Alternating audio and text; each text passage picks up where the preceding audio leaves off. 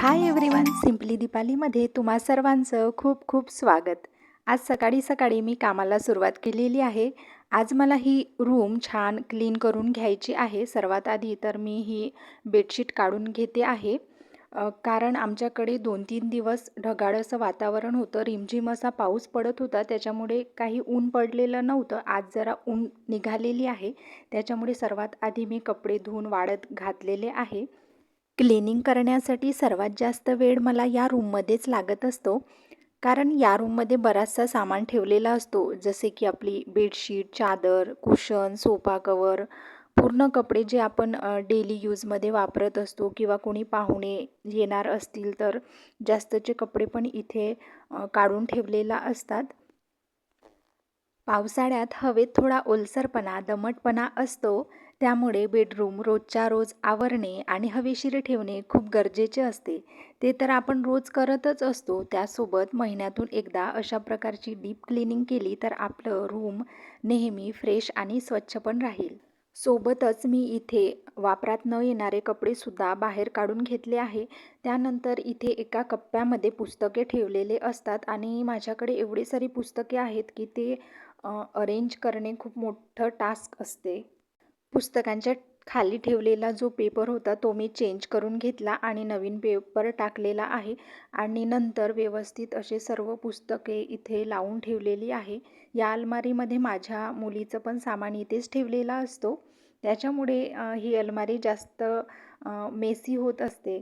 अलमारीच्या सर्वात खालच्या कप्प्यामध्ये पायपुसण्या वगैरे ठेवलेल्या असतात आणि काही फडके ठेवलेल्या असतात जे आपल्याला काही पुसण्याच्या कामामध्ये येत असतात.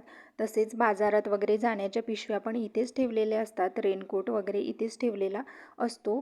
त्यामध्ये जे काही कामात येणारे होते ते मी तिथंच ठेवले आणि जे वापरात येणार नाही ते मी बाहेर काढून घेतलेले आहे. अशा प्रकारे माझी पूर्ण अलमारी हे आता छान व्यवस्थित नीट आणि क्लीन झालेली आहे. त्यानंतर ड्रेसिंग टेबल पण क्लीन करून घेतलेला आहे आणि तिथल्या पण वस्तू काही कामाच्या आहेत की नाही ते पण पाहून घेतलं आणि व्यवस्थित पुसून मी वस्तू जिथल्या तिथे छान लावून घेतलेल्या आहे.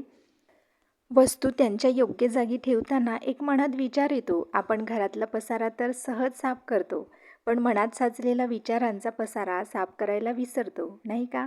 जशी ही खोली स्वच्छ झाल्यावर मोकळी आणि सुंदर दिसेल, तसंच जुने विचार, जे वाईट विचार असतात ते बाजूला सारले की आपलं मन मोकळं होतं.